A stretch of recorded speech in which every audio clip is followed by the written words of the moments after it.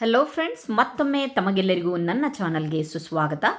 ಈ ದಿನ ನಾವು 7ನೇ ತರಗತಿಯ ಸಮಾಜ ವಿಷಯದಲ್ಲಿ ಭಾಗ 2 ಇದು ಪರಿಷ್ಕೃತ ಪಠ್ಯಕ್ರಮಕ್ಕೆ ಸೇರಿದೆ.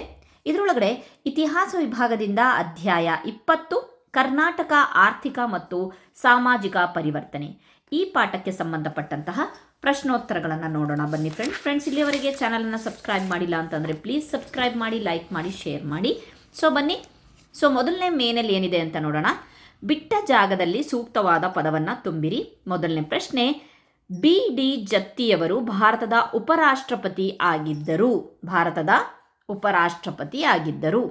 ಎರಡನೇ ಪ್ರಶ್ನೆ, 1974ರಲ್ಲಿ ಕರ್ನಾಟಕದ ರಾಜ್ಯದ ಮುಖ್ಯಮಂತ್ರಿಯಾಗಿದ್ದವರು ಡಿ. ದೇವರಾಜ ಅರಸ್. ಮೂರನೇ ಪ್ರಶ್ನೆ, 1975ರಲ್ಲಿ ನೇಮಕವಾದ ಪ್ರಥಮ ಹಿಂದುಳಿದ ವರ್ಗಗಳ ಆಯೋಗದ ಅಧ್ಯಕ್ಷರು ಎಲ್ ಜಿ ಹಾವನೂರು. ನಾಲ್ಕನೇ ಬಿಟ್ಟ ಸ್ಥಳ, ಕರ್ನಾಟಕದಲ್ಲಿ ಪಂಚಾಯತ್ ರಾಜ್ ವ್ಯವಸ್ಥೆ ರೂವಾರಿ ಯಾರಪ್ಪ ಅಂತಂದರೆ ಶ್ರೀ ನಜೀರ್ ಸಾಬ್. ಓಕೆ, ಬನ್ನಿ ನೋಡೋಣ ನೆಕ್ಸ್ಟ್ ಮೇನಲ್ಲಿ ಏನಿದೆ ಅಂತ ಹೇಳಿಬಿಟ್ಟು 2 ಅಥವಾ 3 ವಾಕ್ಯಗಳಲ್ಲಿ ಉತ್ತರಿಸಿರಿ. ಬನ್ನಿ ನೋಡೋಣ. ಮೊದಲನೇ ಪ್ರಶ್ನೆ ಏನಿದೆ ಅಂತ ಹೇಳಿಬಿಟ್ಟು, ಭೂ ಸುಧಾರಣೆ ಎಂದರೇನು? ಉತ್ತರ, ಭೂಮಿಯ ಹಿಡುವಳಿಗಳಲ್ಲಿ ಇರುವ ಸಮಸ್ಯೆಗಳನ್ನು ಹೋಗಲಾಡಿಸಲು ಜಾರಿಗೊಳಿಸಲಾಗಿರುವ ಕ್ರಮಗಳನ್ನು ಭೂ ಸುಧಾರಣೆ ಎನ್ನುವರು. ನೆಕ್ಸ್ಟ್ ಪ್ರಶ್ನೆ, ಕರ್ನಾಟಕದಲ್ಲಿ ಜಾರಿಯಾದ ಭೂ ಸುಧಾರಣೆಗಳು ಯಾವುವು?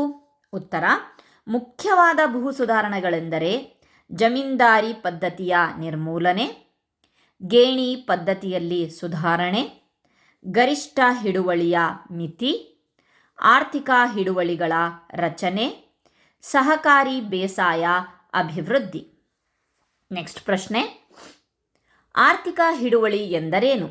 ಉತ್ತರ, ಯಾವ ಹಿಡುವಳಿಯಿಂದ ಬೇಸಾಯಗಾರನು ಬೇಸಾಯ ವೆಚ್ಚಗಳನ್ನು ಕಳೆದು ತನಗೂ ತನ್ನ ಕುಟುಂಬಕ್ಕೂ ನೆಮ್ಮದಿಯಾಗಿರಲು ಬೇಕಾದ ಆದಾಯ ಗಳಿಸಬಲ್ಲನೋ ಅಂತಹ ಜೀವನಾಧಾರ ಹಿಡುವಳಿಯನ್ನು ಆರ್ಥಿಕ ಹಿಡುವಳಿ ಎನ್ನುತ್ತಾರೆ. ನಾಲ್ಕನೇ ಪ್ರಶ್ನೆ, ಒಂದು ಕುಟುಂಬ ಹೊಂದಬಹುದಾದ ಭೂಮಿಯ ಗರಿಷ್ಠ ಮಿತಿಯನ್ನು ಕರ್ನಾಟಕ ಸರ್ಕಾರವು ಏಕೆ ನಿಗದಿಪಡಿಸಿದೆ? ಇದಕ್ಕೆ ಪ್ರಶ್ನೆ ಉತ್ತರ, ಭೂಮಿಯ ಮೇಲಿನ ಭೂಮಾಲೀಕ ವರ್ಗದ ಹಿಡಿತವನ್ನು ಮಿತಿಗೊಳಿಸುವುದು ಹಾಗೂ ಜಮೀನ್ದಾರಿ ಪದ್ಧತಿಯ ನಿರ್ಮೂಲನೆ ಮಾಡುವುದು ಈ ಕ್ರಮದ ಉದ್ದೇಶವಾಗಿದೆ. ಸರ್ಕಾರವು ಭೂಮಿಯ ಗರಿಷ್ಠ ಮಿತಿಯನ್ನು ನಿಗದಿಪಡಿಸಿದೆ. ಮತ್ತೊಮ್ಮೆ, ಭೂಮಿಯ ಮೇಲಿನ ಭೂಮಾಲೀಕ ವರ್ಗದ ಹಿಡಿತವನ್ನು ಮಿತಿಗೊಳಿಸುವುದು ಹಾಗೂ ಜಮೀನ್ದಾರಿ ಪದ್ಧತಿಯ ನಿರ್ಮೂಲನೆ ಮಾಡುವುದು ಈ ಕ್ರಮದ ಉದ್ದೇಶವಾಗಿದೆ. ಹಾಗಾಗಿ ಸರ್ಕಾರವು ಭೂಮಿಯ ಗರಿಷ್ಠ ಮಿತಿಯನ್ನು ನಿಗದಿಪಡಿಸಿದೆ. ನೆಕ್ಸ್ಟ್ ಪ್ರಶ್ನೆಯನ್ನು ನೋಡೋಣ. 5ನೇ ಪ್ರಶ್ನೆ, ಸಹಕಾರಿ ಬೇಸಾಯ ಪದ್ಧತಿ ಎಂದರೇನು? ಸಹಕಾರಿ ಬೇಸಾಯ ಪದ್ಧತಿ ಎಂದರೇನು?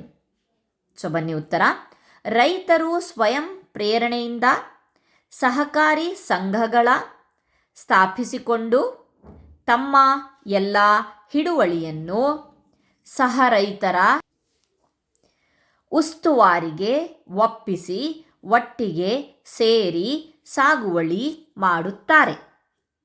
ಉತ್ಪಾದನೆಯು ಕೈಗೆ ಬಂದಾಗ ಜಮೀನಿನ ಶಾಶ್ವತ ಅಭಿವೃದ್ಧಿಗೆ ಅಗತ್ಯ ಬಂಡವಾಳಗಳನ್ನು ತೆಗೆದಿಟ್ಟು ಉಳಿದ ಭಾಗಗಳನ್ನು ಹಂಚಿಕೊಳ್ಳುತ್ತಾರೆ.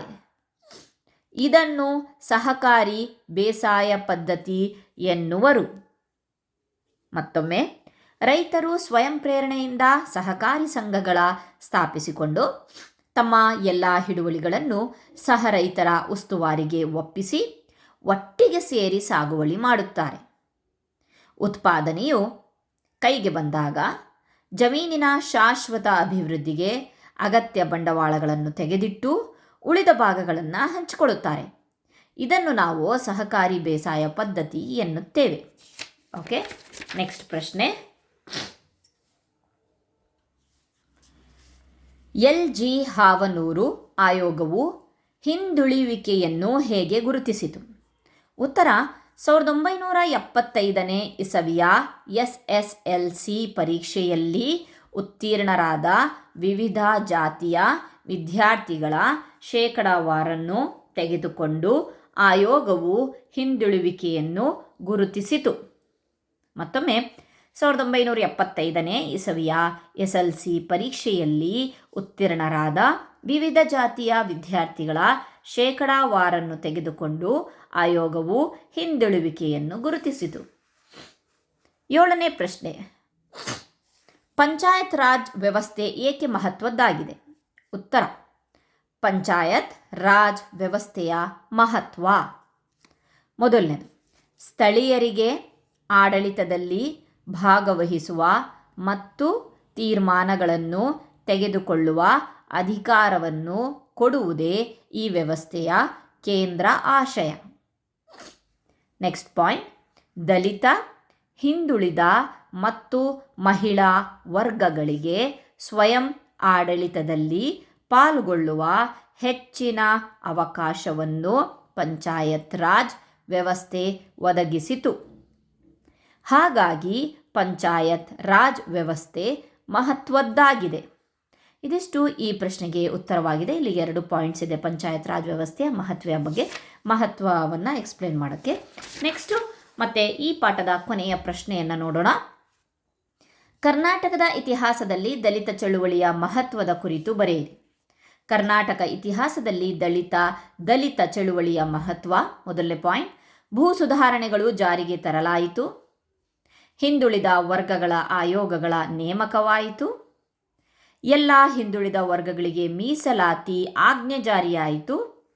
ಆರ್ಥಿಕವಾಗಿ ಮತ್ತು ರಾಜಕೀಯವಾಗಿ ಹಿಂದುಳಿದ ವರ್ಗಗಳ ಸಬಲೀಕರಣಕ್ಕೆ ನಾಂದಿಯಾಯಿತು.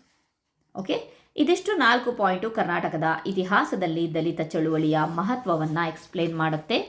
ಸೊ ಇಷ್ಟೊತ್ತವರೆಗೆ ನಾವು 7ನೇ ತರಗತಿಯ ಕರ್ನಾಟಕ ಆರ್ಥಿಕ ಮತ್ತು ಸಾಮಾಜಿಕ ಪರಿವರ್ತನೆಯ ಪ್ರಶ್ನೋತ್ತರಗಳನ್ನು ನೋಡಿದ್ವಿ.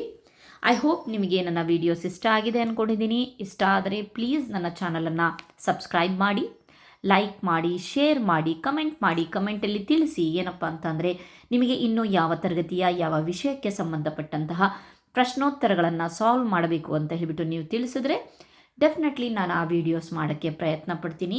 ನಿಮ್ಮೆಲ್ಲರ ಪ್ರೀತಿ ನನ್ನ ಮೇಲೆ ಸದಾ ಇರಲಿ. ಸೊ ಹೀಗೆ ನನ್ನ ಚಾನಲನ್ನು ವೀಕ್ಷಿಸ್ತಾ ಇರ್ರಿ. ಧನ್ಯವಾದಗಳು. ಸೊ ಇಲ್ಲಿಗೆ ಈ ಒಂದು ಪಾಠದ ಪ್ರಶ್ನೋತ್ತರಗಳು ಕಂಪ್ಲೀಟ್ ಆಗಿದೆ. ಐ ಹೋಪ್ ಅಕ್ಷರಗಳು ಸ್ವಲ್ಪ ಅರ್ಥ ಆಗಿದೆ ಅಂದ್ಕೊಂಡಿದ್ದೀನಿ. ಏನಾದರೂ ತಪ್ಪಾಗಿದ್ದರೆ ಕ್ಷಮಿಸಿ. Thank you.